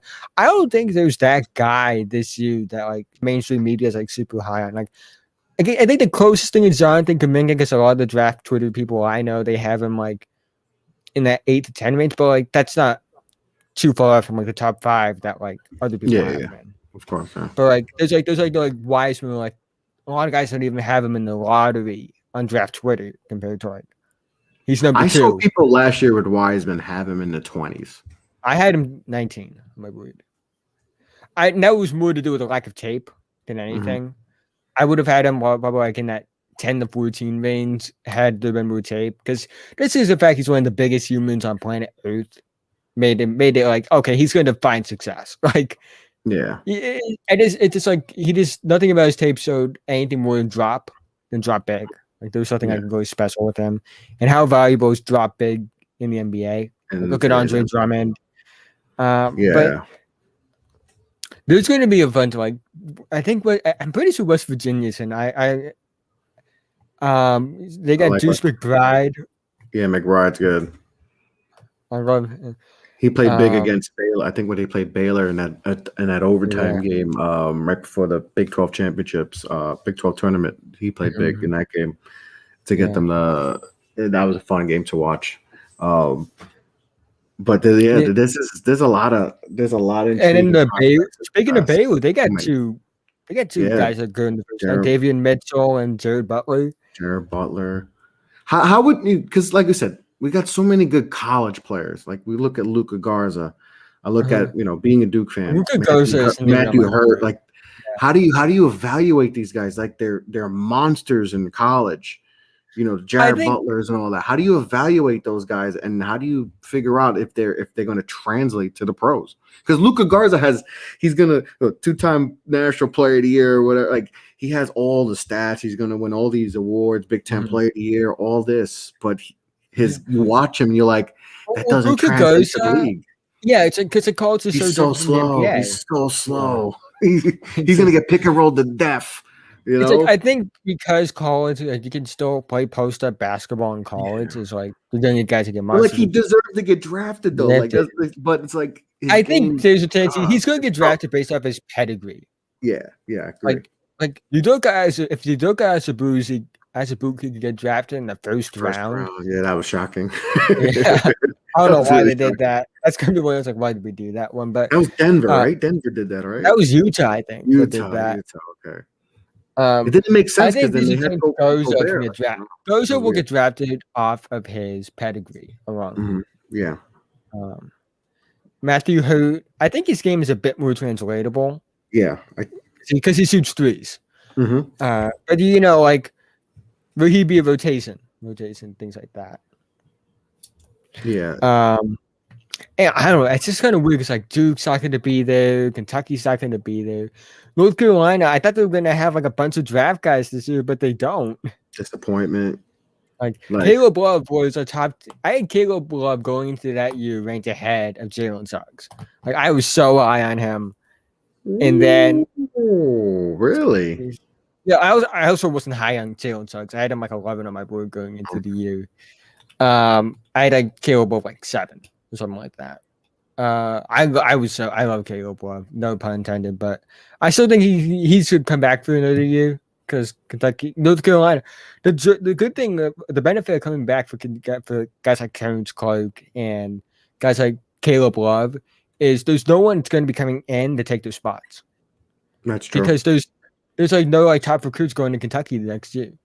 Like their best recruit is Damian Collins. He's a power forward. He's not going to take away minutes from Terence Clark potentially.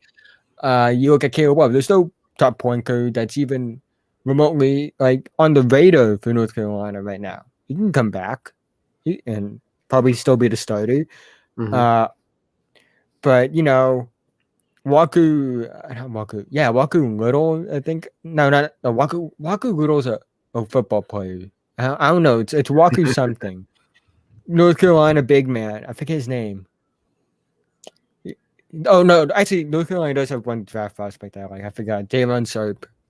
Yeah, the big man. Yeah. Super. Yeah, but it's just still weird. Like even Kansas at one point. I mean, there was one point where Kentucky, Kansas, Duke, North Carolina, all these big time schools weren't looking good to make the tournament. It's kind of crazy how it's a little bit of a changing of the guard in college basketball and all that. Kansas hasn't had a draft prospect since like Josh Jackson. Josh Jackson. Yeah, they haven't produced. They haven't produced those guys. Billy Preston was supposed to be the guy. There was, of course, like the whole college drama with him. I thought Quentin Grimes was going to be that guy. He's been killing it at Houston. They can make a run. I want to see Houston make a run because I love Quentin Grimes as well. I don't know if it's a draft prospect this year, but he could develop into one next year probably. Yeah, it's just crazy. Kansas hasn't, like you said, they haven't produced a lot of legit talent. I mean, they, like you said, Josh Jackson or Andrew Wiggins, and then who was the other dude? Sacramento drafted Ben McLemore. Like they haven't produced Thomas Robinson, the Moores twins. Oh man, Thomas! I was high on Thomas. I thought he was translate, but just wrong era. Yeah, but the Moores twins have worked out. Hey, Mook got us Emmanuel quickly, so Mook's forever a legend in New York. New York Knicks fans love Mook because first of all, he balled out. When he bonked that dude in the head with the basketball, that was my favorite preseason. That was against Anderson on Philly, right? He was on Philly. Anderson was on Philly. Just bonked the head right off. He was fun. He played in Boston. And it's funny because like you could tell he was totally like not like beneficial to the offense, but like it was kind of hard to deny him because he was just consistently putting up like 14 points and 50% shooting. Like he's totally like it was obvious. Like him and Terry Rozier, because like Rozier, because of the efficiency, you kind of knew. But with Mook, it's just like it was like he's not very beneficial to the offense. But you kind of like it's hard to deny a guy that's like consistently putting up solid numbers. Like that's why he went to the Knicks. Because he chose the Knicks over San Antonio. He was a San Antonio and then went to the Knicks. Yeah. He got his 20 points per game. Now got traded for a first, and then he got paid with the now he has a chance to compete for a title with the Clippers. I think he's perfect for the Clippers though. Like he just comes off the bench.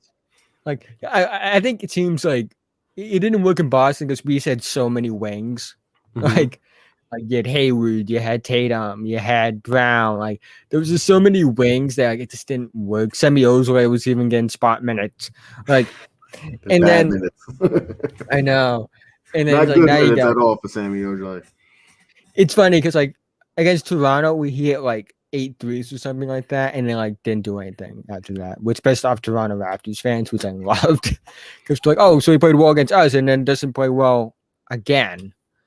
That's kind of Semi Ojeleye's career in a nutshell. It's going back to college because he went to Duke and then he transferred to SMU. It's kind of been that. You get some nice moments with Semi and then a lot of bad, a lot of bad with him. But but with Morris, like I think teams use good. That's what I think. That's why I'm hoping for Obi Toppin. It's just be kind of maybe a similar role. I don't know if you watched the game today, but it was rough. It was rough. I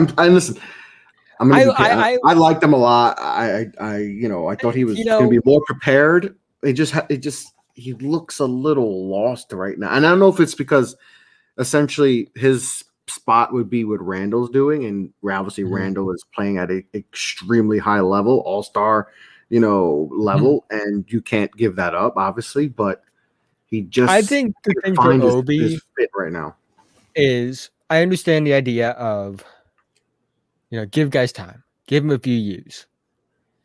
Here's the problem. He's 24 next year. A few years for Obi Toppin is 26. What you want guys to be at their peak, which is why I tweeted. Like, you guys do realize that giving him a few years means he's going to have to be at his peak in a few years. Yeah. It's like and that's the thing where like that's why it's people say, oh, why can't you draft like upperclassmen, this and that? It's like because you expect them to be great. Like I think that's why it was fine with taking Obi because you thought you get it right away, but we haven't. But the thing is though, like you say, like if you want like a guy to be like a franchise player, you don't draft him as a senior or a junior anymore. No. Because it's like if they had franchise player potential, they would have been gone after their freshman year. It's just how it works now. Like you have the Staffs, you have the Damian Lillards, but name another like franchise player that was a junior or a senior that's still playing now. Like there aren't many. Like the Dame Lillards are a rare that you get a guy like that. Damian Lillard came in looking like a player when what you would expect from a player, and that was one and done in their third year, which is what Damian Lillard entered the league. Like Damian Lillard entered the league and became what you expect your franchise, one and done player to be by the time they were 22. Like you have to remember that as well. Yeah, I mean Obi's older than freaking RJ Barrett, who was in Tatum, and these guys are 3-4 years. Yeah. And like you said, it's hard to be like you want. Like I said, it's always we're not patient enough, but it's hard when a guy's like you said, 3 years from now he's going to be 26, 27 years old, and you're like, how long can you be patient with a guy if he still hasn't done it? And that's the only thing. And that's why I think with the Knicks, I think I never had an issue with them taking Obi, but to me, it made sense because I thought Randall was eventually going to get shipped. And then Randall became the guy. And then Randall became the guy. He came in shape.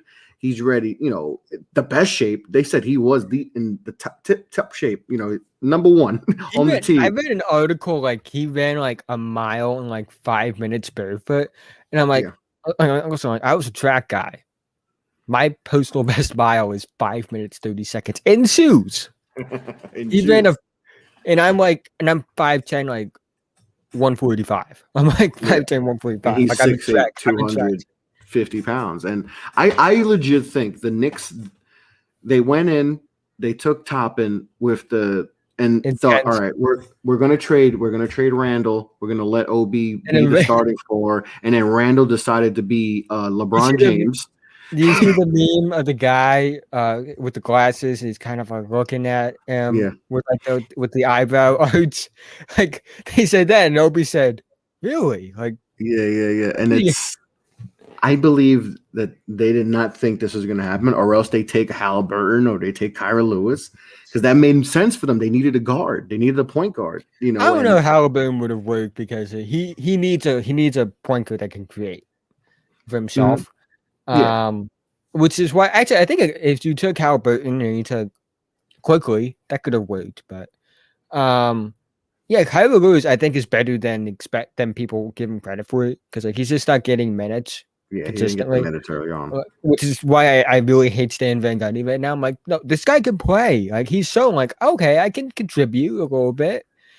Like, why are you playing Eric Bledsoe 35 minutes a game? Like that guy's just. I'll never understand that. That doesn't make sense. And right now, when you got this kid, just let him go. It doesn't. That didn't make any sense. Like he's arguably the fastest player in the league. Like you would want that guy playing with Lonzo and Zion and Ingram. Like that fast break would be deadly. Exactly. And you're just kind of like limiting his minutes. I have a lot of hope for him as well. Yeah, I was really high on Kyra. I had him as a top 5 prospect. I thought the Knicks should have just jumped all over him, and it definitely would have been a big spark to this team. But the Obi thing, like I said, I think the Randall thing came out of nowhere. The Randall thing, and it's like that's what sucks for him. Like it's not his fault that Randall decided to be really good, and it's not his fault that he's. I think that motivated Randall too in a way, because they drafting a guy potentially take your spot, and also remember Randall is only due $4 million next year out of the 19. So he wanted to show that he wanted to get that full 19. So he came in extra motivated this year, and then they draft Toppin, and it's like, oh, now they try to take a guy. It's not like it was a 19-year-old where you're like, I'm not worried about him right now. The kid was 22, he was 23 or 22 years old. Like, oh, they trying to get rid of me. So I think that motivated Randall even more. And then boom, now he has a stranglehold on that spot. And Obi is like, now it's like he's unmovable. It's not unmovable, untouchable. That's the word. Yeah, you can't trade Randall right now. He's your best player by far. So it's you still got to be patient with Obi, and you hope that if let's say Randall were to go down, that he can fill in and contribute. But today, I mean, I didn't get to watch. Point guard. He's another player that needs a point guard. They need to push. That's the thing, and I always said this too with RJ and Mitch and all these guys they have.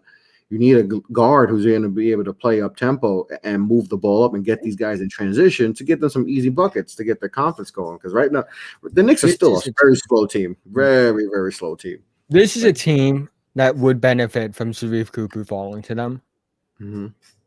Like getting a guard like Sharif, who can score. There are shooting concerns, but I do think that there's some promising indicators, but he gets to the line at a high rate, and he's a very good passer. Yeah. I would take him in the lottery. He's one of my favorite players in this draft. Knicks could potentially have 2 lottery picks, too. Yeah. Dallas, I forgot Dallas was like lingering. Yeah. Dallas is still in that, and the Knicks are obviously hovering out, so they could potentially have 2. But even if that, it's still going to be, still could be, in the 20s or something, mid-teens, late teens. Cooper might be available in their mains, but even then, like maybe get a Jared Butler, something like that. That would be, like I said, they need to get a guard that can move up and down, because, like I said, the pace of play is one of the worst in the league, and they still don't score enough.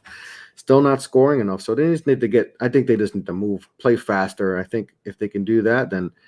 Maybe you could see something from Obi, who did some of that at Dayton and all that. So he was fun to watch. He was fun to watch.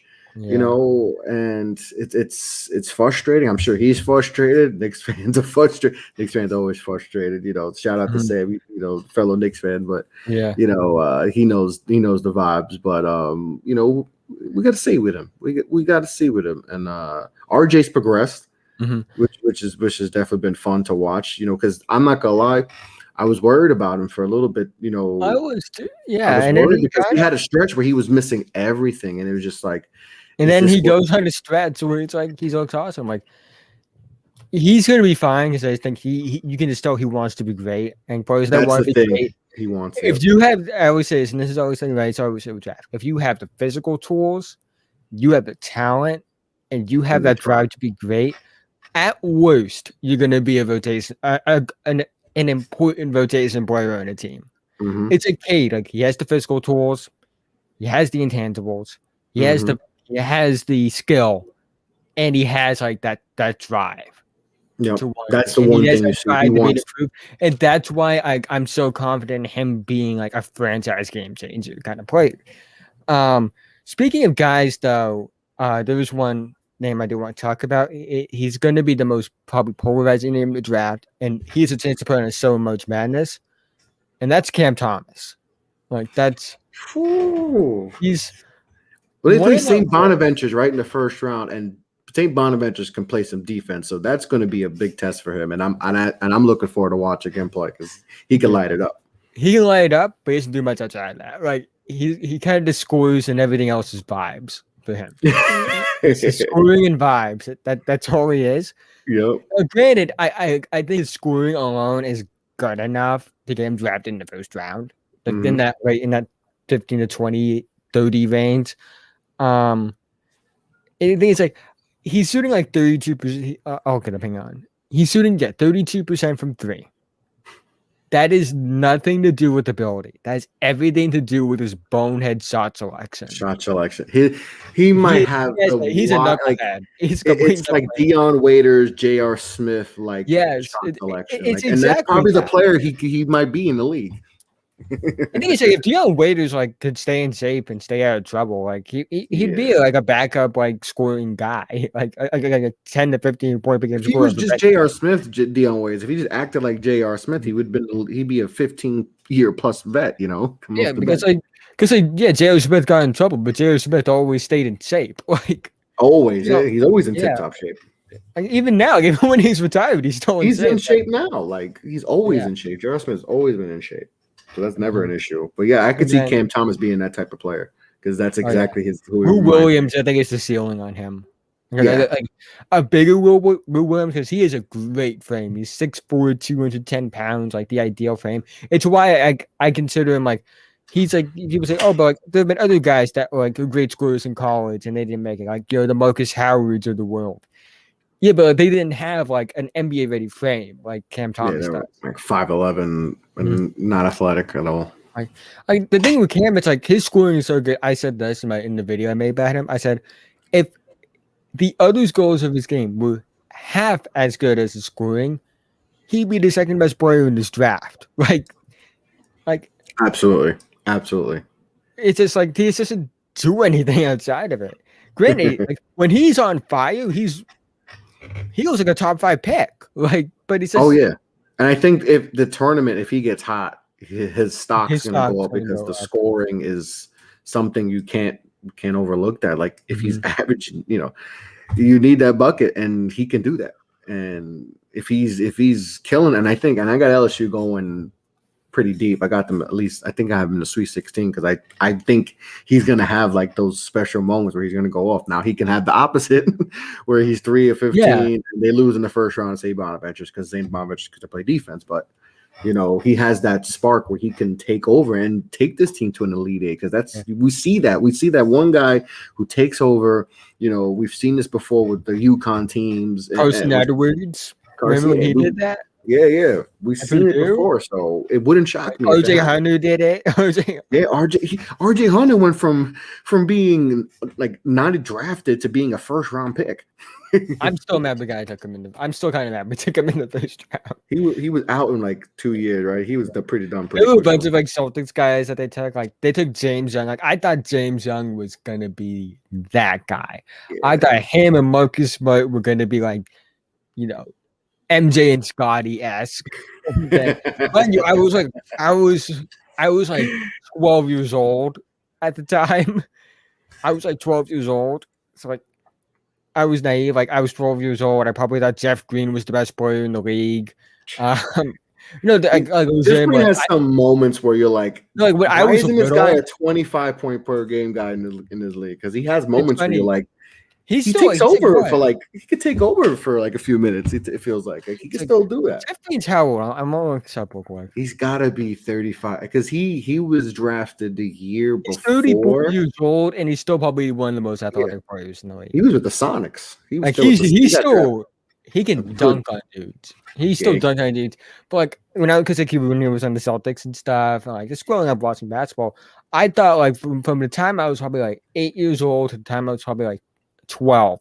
I thought he was like the best player in the league, like because I didn't look at stats. I just kind of Because you just look at the highlights, you're like, he's yamming on people, like he could shoot, he's taking like souls. He's taking yeah, souls. He's dropping 40. He was dropping 40 in games. I'm like, this is the guy. I'm like, this.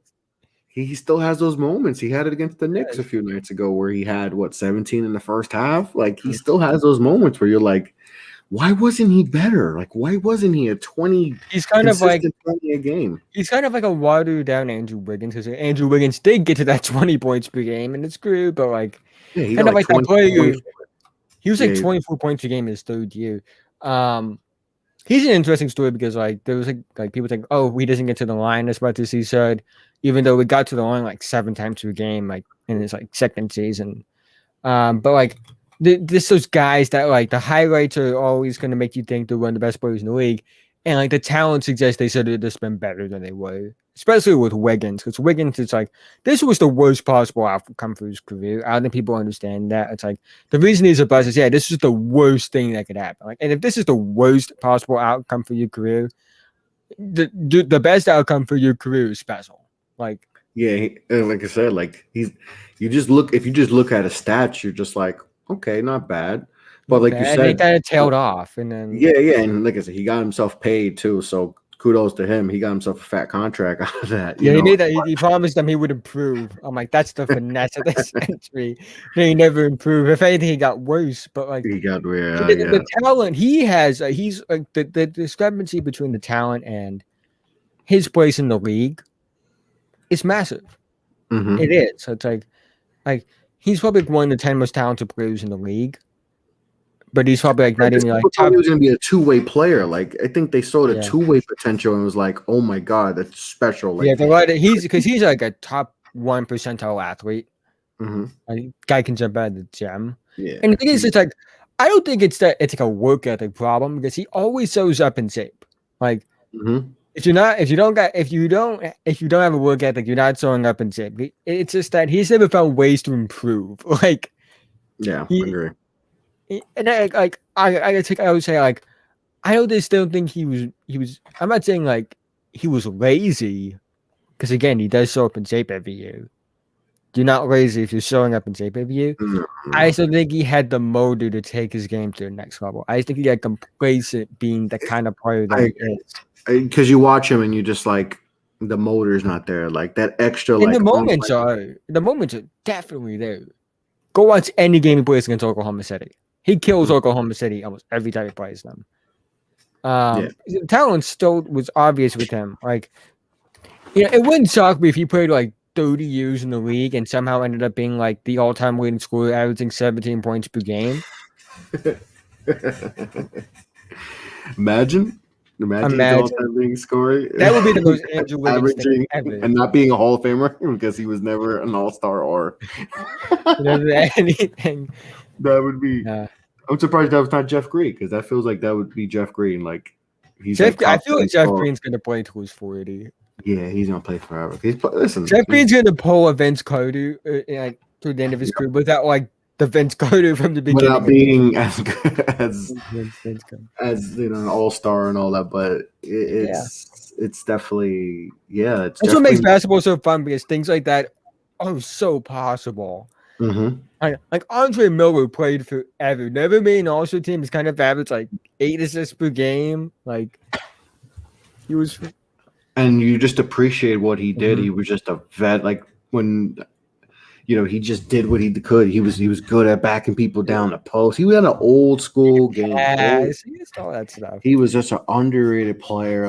And I feel like more people appreciate him now. And that's the thing, is that sometimes we wait till guys are retired to like LeBron James, for instance. That's going to be one of them. He's going. It's not for me. I appreciate his great. I appreciate him, right? And guys like us who understand the game, love the game, appreciate. But there's going to be that crowd that, they that championship. Harden's another one, right? His championships were bought and all that, and like he got a Mickey Mouse ring and all that. But when he's retired, those people. Yeah, I have words I can say about those people. I'm not going to say them now. But. We could talk about that's a whole nother show for that alone. But like guys like him, Harden, there's so many guys that like that. Because the thing for me with Rude is like I think people are I don't think people underrate him and where they rank him today, like 8, and like that top 10, 15 play, that's his range. That's what he is. What people don't understand is just how good he is. I looked up a stat. He's one of it's him, LeBron, Michael Jordan, and James Harden are the only players in NBA history. I think there's one more. It's him. It's Lillard, LeBron, Harden, and MJ. So no, those 4 guys. That's a pretty good list, to be honest. Yeah, those 4 guys are averaging. It was 29 points per game. 29 points per game and 8 assists per game on 62 shooting percentage in a single season. You just don't on that list. He has the most 60-point games in a single season out of any player in NBA history, not named Wilt Chamberlain, who I don't even know if he actually even exists. So you can make an argument if Wilt, who I believe doesn't exist, maybe Lillard has the most 60-point games in a single season, more than guys like Kobe and LeBron and MJ and Harden. Even it's he's just he's one of the best scoring point guards of all time. I think Steph is actually the greatest scoring point guard of all time. It's because how transcendent his shooting is compared to everyone else. But you can make an argument for Lillard being even maybe the best, but definitely the second best scoring, not scoring guard, but scoring point guard. And that's how it works. He doesn't win a championship, and he's not that good. Yeah, that's how people. That's how they did the Charles Barkley. They do to a lot of those guys. I mean, they would have killed Michael Jordan. No, they would have killed Michael Jordan those first 7 years. If Twitter was what it was now back then, they would have killed MJ for not winning. You got all those scores. The same way they treated Harden, they would have done the same thing to MJ. Even LeBron early on, because Twitter wasn't the thing. Twitter was a big thing. Killed LeBron. 2011. Yep. Twitter. It was all right. It was all right. It was feel like it was. But not the way it was now. No. But NBA players were saying homophobic things on there. And they were getting away with it too. It was you had, and then 2011 Twitter was a different world. A different world, bro. Kevin Durant's Twitter is that thing belongs in a museum. Yep. You're thicker than a kindergarten pencil. Drinking bathwater. Yeah, Kevin Durant has a bunch of them, but it's crazy. But he's still Twitter gold now. Yeah, he has his moments. You Look at you, emotional. What makes it all more hilarious is the fact that he has the Sandlot profile picture. You don't even. It doesn't even look like it's Kevin Durant. It looks like it's this kid from the Sandlot saying this stuff, which is he's just Twitter gold, but they would have killed LeBron in 2011. Yeah. Twitter is big. Kobe when Shaq left and that Yeah. period where he was just scoring points, but they were losing in the first round. Mm. They would have done. It's crazy how Twitter could be. If you don't I win would have championship, loved to see Twitter during Malice at the Palace.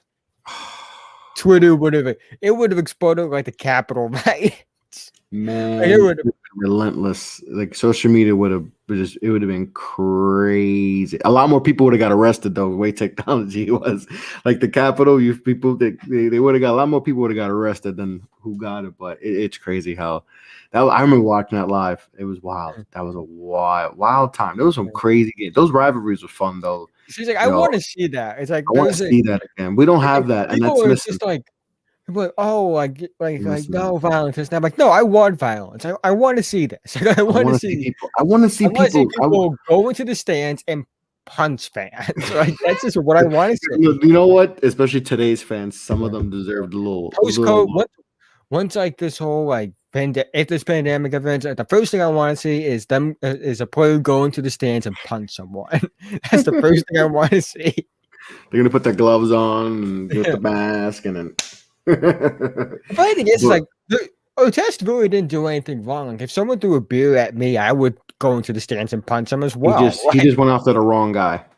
He just went after the wrong guy. That's hilarious, but he didn't go after the right guy. Yeah, because the guy they showed it was the guy that tossed it on him, and he was in the background who actually grabbed him after, and that's when Steven Jackson knocked him. Yeah. But the fans like, yeah, and like, you see his face like turn like in like that, like he's happy, like yeah, and then he sees Artest coming at Wild Man, and then boom. That's crazy. My favorite Ron Artest story is when he changed his name to Meta World Peace, and then a month later he gave James Harden a concussion. Oh, when he elbowed him when he was in the Lakers, right? Yeah, that was great. Yeah, Meta World Peace had a lot of potential people don't know about. Like he was a defensive player. He's like the Luke Kuechly, where it's like he won Defensive Player of the Year, but like people kind of forget that he won Defensive Player of the Year. Because he didn't have the stat, like he didn't have the rebounds, he didn't have to block shots. But if you watched him, you're like, he's guarding everyone in their prime. Like we're talking about T-Mac, young LeBron, Kobe. He's the famous. He's like the infamous like 3-and-D wing comp that people compare to now, which I think is fair considering like how his career's panned out. Like I think that's a fair person to compare 3-and-D wings to. Like he could be a Ron Artest kind of player. It's better than comparing him to Kawhi. I'll leave it at that. But he was a key player in those championship Lakers teams. Mm-hmm. He was an instigator. He was fun. I think Marcus Smart is going to have a similar, like, he's going to be remembered in a similar way to Ron Artest. I just think Ron is in a different world. He's in a different stratosphere. That crazy kind of like, I'm going to do whatever it takes to win. Like you want him on your team, and if he's not on your team, it's like I don't know if Marcus Smart has that like scare, like, oh my god, he's guarding me. Like Ron Artest guarding you, like there was. I mean, I'm sure. I don't think he has to, but like Marcus Smart will go to bed.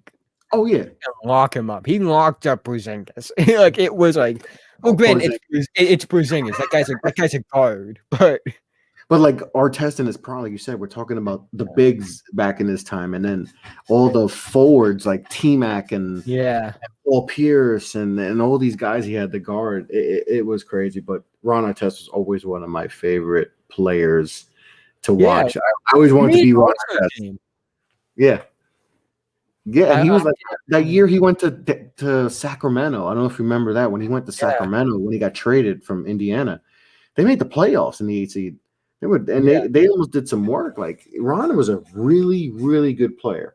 Like, and even those Indiana teams, like they could have won a championship. He doesn't even go by Meta World Peace anymore. That's hilarious. Meta Sand. Sandboard Artest. I think his wife's. I think he took his wife's name. I could be wrong, something like that. But man, what a player though. He was. I tried to emulate my game after him.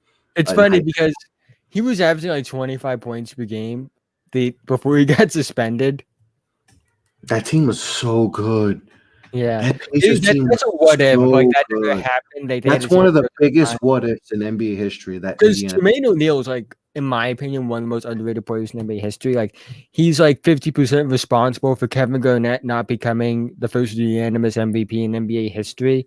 Like him Mhm. and Pesa were the only other two guys to like get like first place votes. Like Tim Duncan didn't get votes. Like if those two guys don't get votes, Yeah. Kevin Garnett is the first unanimous MVP like in NBA history. Yep. Who's not Kevin Garnett's another like somewhat underrated guy because people don't realize how good he was. But Jermaine O'Neal, I think, is like actually just one of the most underrated players. Like he was Yeah. awesome. Underappreciated. Yeah. I don't think people realize how good Jermaine O'Neal was. Like he was a really, really good He player. was a late bloomer as well. Like Very late because he got drafted by Portland and then played for like what 5 years. Like he was a because that straight up high school guy. he was and back that was obviously the time where they're not playing high school kids, and he had to wait a Yeah, it was long like time. Clifford 20. Rob, I think he was ahead of Clifford Robinson. They had Rasheed Wallace, Brian Grant. They had a bunch of guys ahead of And him. he just got to Indiana and exploded. Like He I was think ready to explode, and it's he just funny needed to because like I don't this know if thing. I would call him a Hall of Famer, but the fact that he's a 6-time All-Star with 3 All-NBA selections basically means he's gonna probably get in one day because if you have 5 All-Star teams, you're all but guaranteed to get to the Hall at this point. Like Yeah, I mean, it's like it's so he's easy kind to of get into the comparable to like Hall. Chris Webber, or in a way, you Yeah. know. And I think what helps Chris Webber in the case is his college career too. And like Oh, yeah. obviously Jermaine O'Neal Well, doesn't have a college career, so yeah. but But for the, a while, like from 2002 to 2007, I'm looking it up now. 20 points per game, 10 rebounds per game, it's good 6 straight defense. All-Star teams, His made an defense, All-NBA. I think what helps him also is he made an All-NBA first team, I believe, at one point as well. I'm sorry, I'm looking this all up. Just to yeah, he fact was check. he was such a good defender too. Like he protected the brim. Yeah. Oh, no, He was All-NBA second team. That's what he that's was. still But impressive. still. That's still impressive. He was definitely one of the. I mean, he's guarding still top bigs in the league during And that he time. has 2 gold medals, 2 FIBA gold medals. So that'll help his case. That definitely helps. That definitely helps. He had a great career. Like I said, a late bloomer, but when he got to Indiana, he popped and he took advantage of that and did some good things. So, I was a big Jermaine O'Neal, like Ron, obviously. That Pacers team, man, Steven Jackson, man, they could have done some stuff. Jamal Tinsley at the point. It could have been that's definitely going to be and I know I have a series that I'm starting on my show, The Best That Never Was, the best teams to never win championship. And I hope I can get someone who either covered the team or who was on the team to talk about those Pacers team and dive into that, because to me that team is so fascinating because they maybe should have won a championship because they were that good. They were definitely that good. So that I'm looking forward to doing that project and all that. But Noah, bro, I appreciate your time, bro. This is a lot of fun. I definitely enjoy I do. chopping. I love making appearances on shows. I always do. This with Yeah, friends that I've met over the years, and I made an appearance on the Rusty Mojo show. yeah. So That that was that cool, was bro. awesome. I made appearance on Sam's podcast as Yeah, well. yeah. And if aspect right up, like it's always just fun to me because like these are people like you and Sam and Rusty and Mojo. Like these are guys I've met on social media.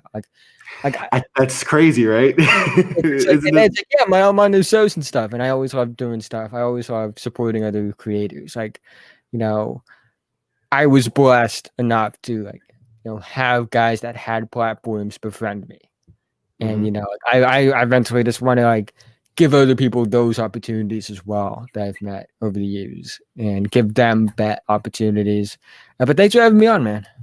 Yeah, no, this was a lot of fun. Right, we almost went 2 hours, man. I could Yeah. probably, it's ball. I could talk for hours doing I know this. I could too, but I'm getting tired. It's Yeah, just it's getting late. Got to wake up early for work. But like I said, this was yeah. fun, bro. Like I said, we could do this all day. I'm definitely gonna have you on again Mhm. on the show because we got a lot more to talk Yeah. about. We could talk for days, about everything. But it's just been dope seeing your growth, man. It's Mhm. really been great. Like I said, we probably connected Yeah. probably sometime during when the pandemic first started, and Mhm. then to see your Yeah, I've growth, befriended a lot it's of been people dope. like It's dope. you, Jack Michael, Kevin Rice. Robel. I know interview him. Yeah, Robel actually I've known from the start. He was somebody like we started around the same time. Like we kind of grew together. Like that was fun. But I've met so many people, and that's always the fun part for me. Like this, the people, the friends you make along the way, like on your journey, and the people that you meet. You meet guys, some people that you don't end up being friends with on team for one reason or another, different views, things like that. But there's always gonna be those friends that stick, and that's always fun. That's always the fun part for me. But again, thank you for having me on. Yeah, man. Like I said, it's been dope seeing your growth, and it's always dope to support other people that are just trying to put out good stuff. And like I said, every time I see you post something, I make sure to watch it, post it, retweet it, because I truly like what you do. And like I said, seeing the growth you made, and I think you got you got so much more potential that you haven't even reached, that you're gonna kill it, bro. You're gonna get to your 10K this year. You're gonna get to 20, 25K. You're gonna hit that 100K. You're gonna get that YouTube plaques and be right behind you. You're gonna get there. Like it's just a matter of time. You're still young, and it's dope seeing your rise. And like I said, the networking we've been able to do, like seeing, it's been dope for me as well. Just being able to grow as a creator and being able to interview people that I watch their stuff on YouTube, and now I get to interview Keandre and Barlow and Robel, and it's just been dope, bro. So like I said, thanks for coming on, bro. I really appreciate it. It's been fun. So before we sign off, anything you want to promote, social media, you got follow my Twitter, I guess, at TerranovaNoah, so like my last name to my first name. YouTube, Noah Terranova. It should be the first one that pops up because it has easily the most amount of subs. Just always making videos over there. Those are the only two things I use, so that's basically what consumes my life. It's always good to have new faces around. Meet new people. That's dope, bro. Have any questions about YouTube or the draft? Is at me, I guess. Well, actually, don't at me, but just if you see a tweet, just ask a question below, I guess. But Yep. And that's a wrap for the show. Thanks for everyone for tuning in. It's been we almost went 2 hours, man, but there's still people that stuck in and throughout the whole way. So appreciate everyone for chiming in, for watching. I'm Chris LeBron from the Off the Ball podcast. That's Noah. Make sure to follow me, Off the Ball Pod, on Twitter, Instagram, Facebook, all that good stuff. Make sure to check out my network, Off the Ball Network, doing some pretty dope things over there. And on that note, Noah, I'm Chris, signing out. Peace out, guys. Have a great night. Thanks, guys.